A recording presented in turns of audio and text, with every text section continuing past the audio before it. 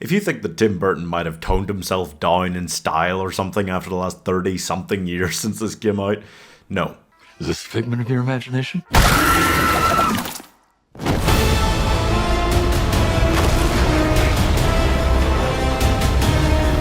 So when Charles Dietz dies, Lydia and her daughter Astrid and Delia all come back to that big old spooky house in the hill where Betelgeuse first came at them. I'm convinced that's still how you pronounce his name. It doesn't matter. Anyway, it's an interesting sort of film because Lydia is busy getting married suddenly to an absolute cucklord. Astrid is struggling with, a lot of things, I guess, just being a teenager, having a really bad first date, that kind of thing. Delia is still doing art and mourning Charles, etc., but Lydia is also mourning her husband while getting married to a new one and mourning her father, and Beetlejuice is kind of just doing things in the dead world.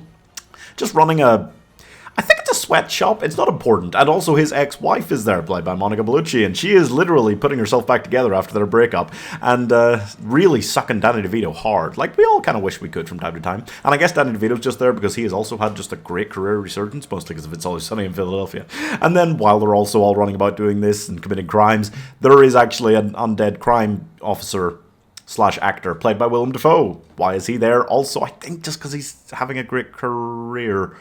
Yeah, not so much resurgence. He's just been banging it out for decades. Anyway, and if you think that sounds like a lot to all be going on in one random film, it is, and it should suffer for it, trying to do this much stuff in just what's meant to be just a random feel-good, oh look, it's Beetlejuice again kind of sequel. And you know what? I thought that's all it was going to be. I thought we were going to come watch it, be like, oh nice, and then go back to watching Beetlejuice every Halloween. That's what I expected. That's what people do. That's one of the real tentpole films. You know the way there's like 50 different movies that people watch at Christmas time? There's not quite that many really for Halloween, especially kind of fun, family-friendly, spooky ones. There's maybe 10 actually decent ones. Beetlejuice is one of the top ones. So the dream for people making a sequel, the dream for Tim Burton, is in this situation to just convince some people, probably you're not going to get everyone, but to convince some people to make a double feature. To actually go, you know what, yeah, let's stick on the second Beetlejuice after that first one. That is so hard to do after so many years. It's such an impressive thing if they're able to achieve that, and honestly, I think they have. It's so hard to tell because it's difficult to tell how rewatchable something is after just having watched it for the first time. But I feel like watching it, like there's so much going on, and that is actually going to be a really helpful thing for rewatchability. There are some scenes that feel iconic. There are some moments in that film that even though I was watching it for the first time, I was kind of like, this feels iconic, and some of them in a whole different way to what Beetlejuice does, some of them in a similar way.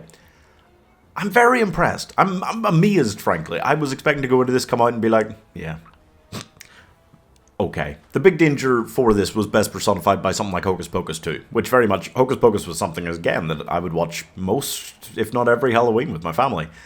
And the sequel was very much a, oh, right. And I've already forgotten like 80% of what happened in it. This is not going to be the same. I'm convinced of that. It's definitely better. I don't think, we can have a conversation about it in a couple of years maybe, but I don't think it's better than the original. But I don't think it's very far off, honestly. It's right up there. It makes it feel like this is an actual follow-on, an actual follow-up that feels natural to watch. That's the best situation you can get with a sequel. Make it actually feel like part 2 of the same movie almost. This, after that many years, wasn't ever going to be able to do quite that. But it's done very well considering that it's set so long after. The story is solid, not amazing, didn't need to be. This is about the comedy, about the characters themselves, and they all fit, slot back in, get the right endings it feels like, and I'm really glad they dumped out the young guy as the villain before the final act. That, I was worried, was going to be like a thing, and no. They knew when to draw the line there. I feel like there were twists and things like that, but none of them were necessary. Well, none of them were a necessity to keep you interested.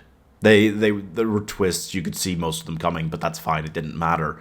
And I feel like that is another thing that makes it really rewatchable. If they'd had big, major twists that were hugely important parts of the film, I think they would have really been making a mistake, because they know that this needs to be a comfort watch, a Halloween comfort watch. That's what the first one is. That's what this one's meant to be. If they want to make an actual double bill out of it, and I think they've done that successfully. Also, they reminded us all that Beetlejuice made sandworms cool before June ever did. So I'm giving the real Lisan Al Gaib 4 stars. Is it possible to consider something a comfort watch after only seeing it once?